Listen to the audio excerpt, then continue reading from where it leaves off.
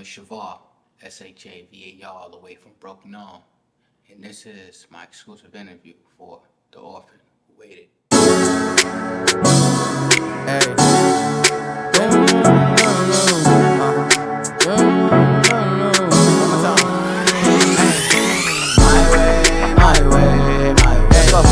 Baby, I gotta go get it my way. Driving 100 up on the highway. Live fast, no cash, and I gotta go my way. Come on, baby, I gotta go get it my way. Driving 100 up on the highway. Well, what inspired the title was obviously my life, who I am as an individual, being Shavar from Brooklyn, New York. I grew up basically an orphan.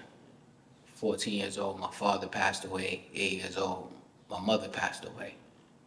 And through those times, I never was actually living with them. They was actually doing their own thing, and I was living amongst family, aunts, cousins, other relatives in that regards. And I felt like that was the perfect title to have, to say The Orphan Who Waited. It's just so much that tells into that I felt like I had to make a project to match that storytelling, you know what I mean? And I felt like it was big to highlight the magnitude of what I went through in a short amount of text, you know? So The Orphan Who Waited, I felt like it was perfect to name the project this, to show the journey of where I came from, my first album being Razor, and this album being my second album, The Orphan Who Waited. It just shows and highlights, you know, the growth for who I am as an individual now.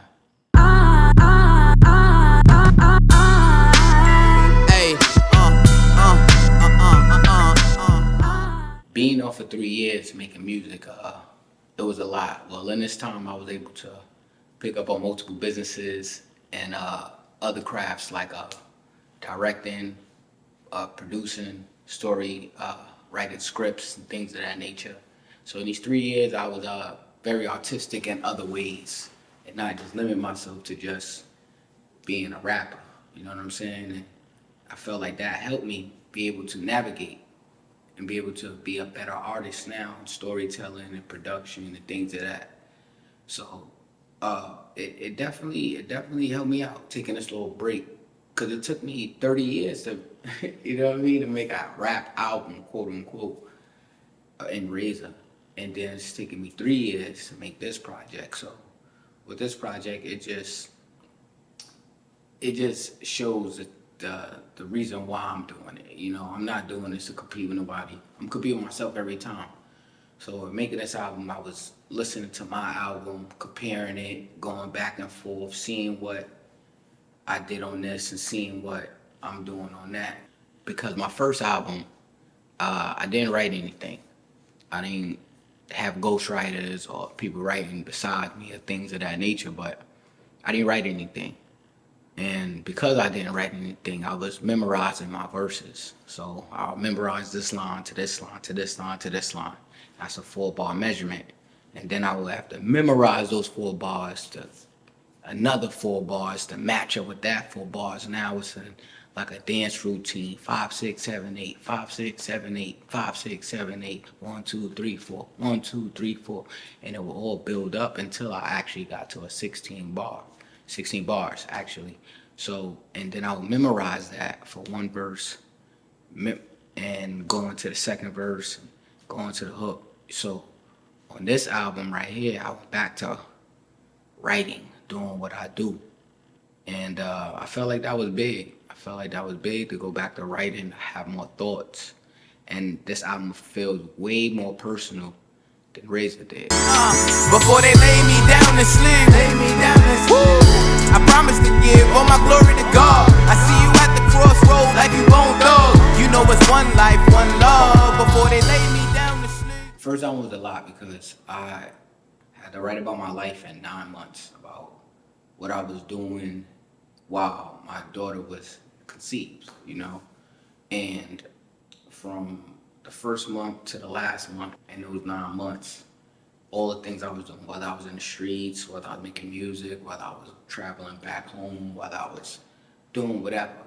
But it was in those 9 months that I had to captivate the audience with making Razor.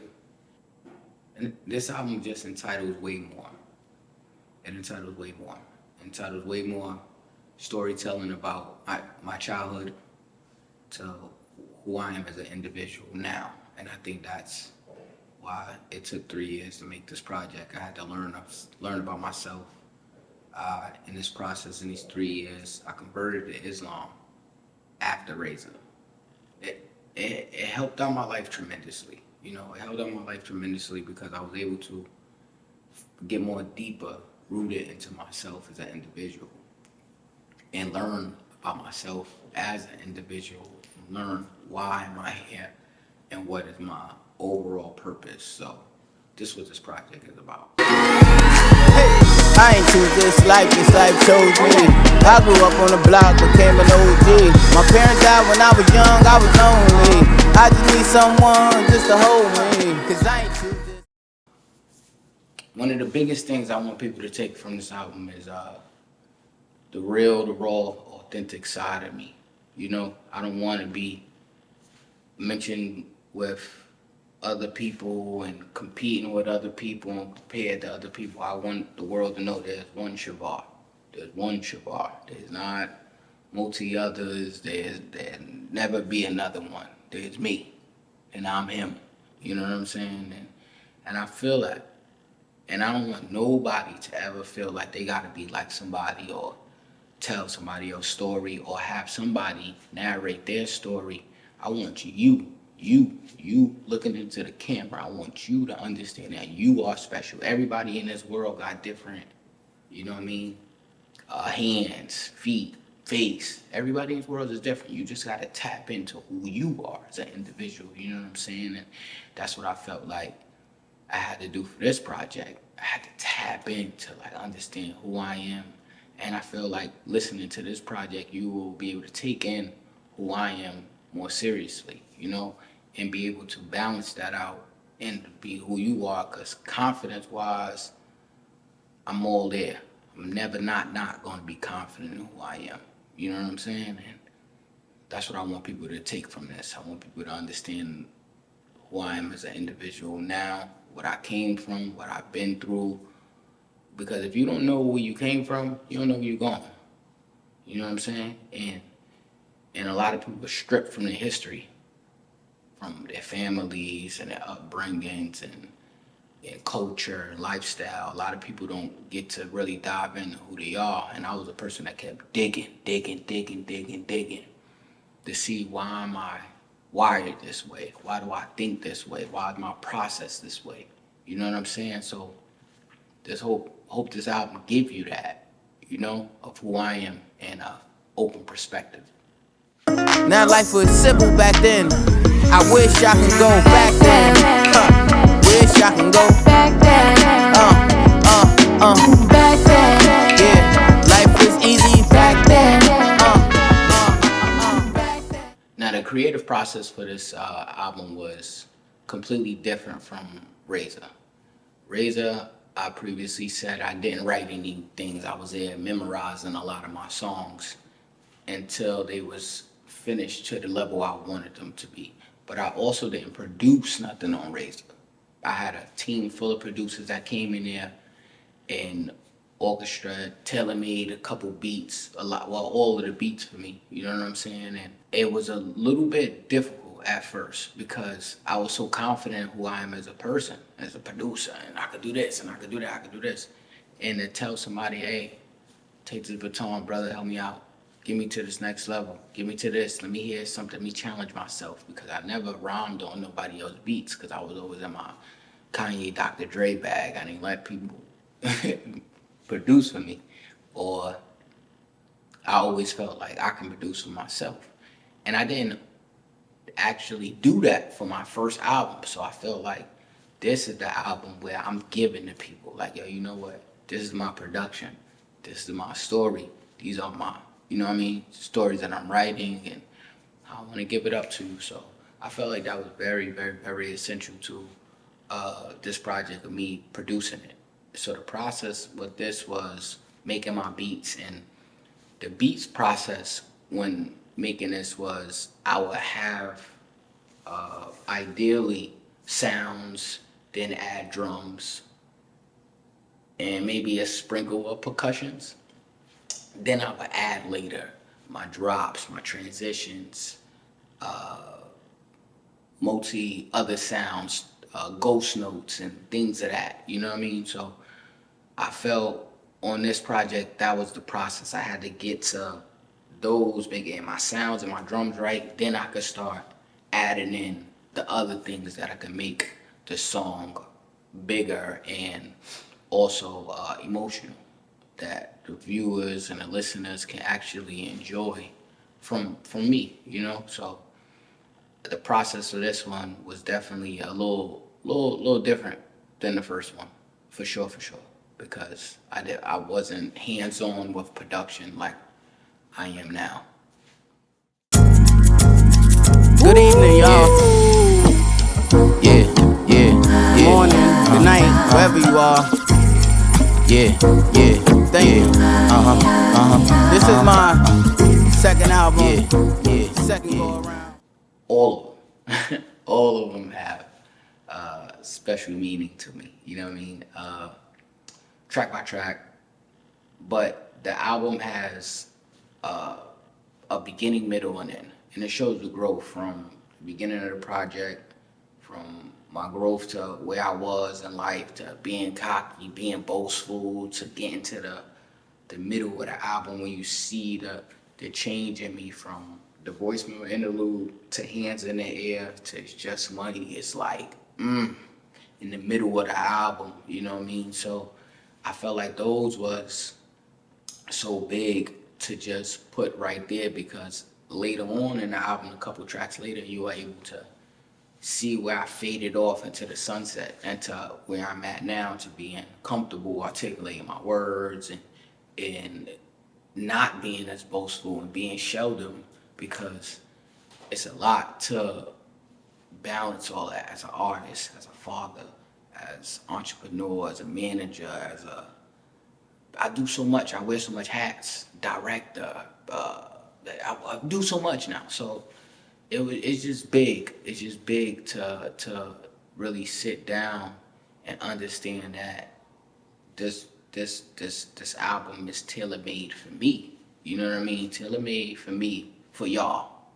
Tailor-made for me, for y'all. So I'm big on that. And nothing holds, no song is like, oh my God, this is my favorite, this is the one. I just can't hold no album that I'm gonna do to just be limited to one track or a track that's gonna just be the end all be all, man. It's like a movie. Every album that I make, I want it to feel like a movie. I want you to have your favorite scenes. I want you to have your favorite moments. I want you to have those definitely those experiences that make you enjoy the music, that make you enjoy the artist, that make you enjoy me. So, but there's definitely meaning in all of these tracks. So sorry, I don't have a special one. I'm like, oh my God, this is the one. So it is what it is, man. So Yeah.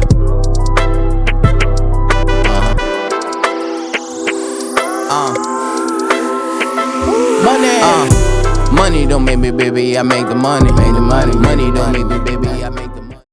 one of the biggest challenges that I had on this album was not cursing. I chose not to curse this whole album. I chose not to say the N-word, chose not to say the B-word, but whatever. I didn't use no profanity on this album. I wanted to challenge myself. I wanted to challenge myself by not doing that, because as an artist, I want to be able to push the boundaries. I want to be able to unreveal so much layers of myself without looking like everybody else. You know what I'm saying? Even if I'm from that element of the streets, or you know what I'm saying? And I feel like I can articulate my words and educate it enough to I don't have to yell and scream curse words at you. Because if I don't move like that in my real life, like, why am I about to perform like this? And I think that's the reality of this album. I want to be who you are. In the words of Nas, you be who you are when nobody's looking. You know what I'm saying? If I can't perform these tracks in front of my daughter, it's like, how am I performing in front of the world? You know what I'm saying? And that's the credibility I want to have. Like, oh, this guy made an album about this and was using these type of words, da-da-da, cursing, blah, blah, blah. Second album, he didn't do that. Now you can go to the third album, fourth album, fifth album, and you're going to see different ranges of me. You know what I mean? And that's the biggest part about being an artist. Not limiting yourself to just being a specialist, because this is chess. And I play chess all the time. I've been teaching people how to play chess at the age of 7. And I understood that I'm not about to just be a rook. I'm not about to just be a pawn. I'm not about to be a bishop. Not just about to be a knight. You know what I'm saying? I need to be able to understand each one of those specialties and be able to understand how can I use those the best of my abilities to beat my oppressors.